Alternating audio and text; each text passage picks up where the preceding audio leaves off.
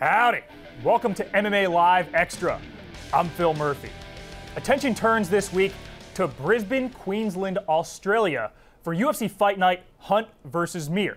Now it's 14 hours ahead of our studios in Bristol and 17 hours ahead of ESPN's finest MMA reporter, Brett Okamoto in Las Vegas. Brett, main event, the event's namesake, Mark Hunt taking on Frank Mir, two tenured UFC vets. What approach do you expect from each fighter in the octagon?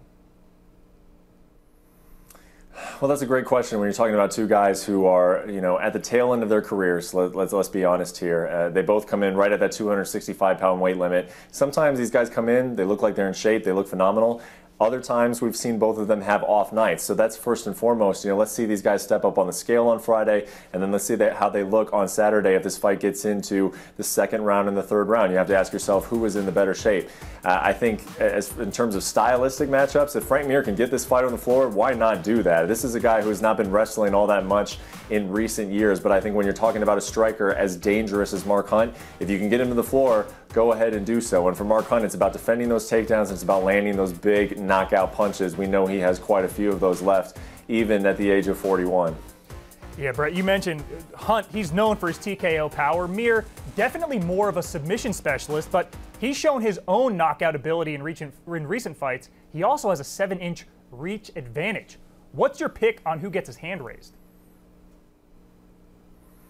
You know what? I think I'm picking Frank Mir in this fight, but it is a very difficult fight matchup to pick. I think as long as it's standing, you want to give the edge to Mark Hunt because he just has the more power in his hands, and I think he's got the better chin at this point as well. But Frank Mir has done a lot of work on his boxing. He's also very healthy. I think that makes a difference. In past years, when he was not having success, I think he was dealing with a lot of injuries. Now he's healthy. He sits down on his punches more. He's more of a knockout threat than I think he was perhaps maybe earlier in his career. So I don't think he's out of his league with Mark Hunt on the feet. And then again, he's got those takedowns in his back pocket. I think he just has more ways to win this fight.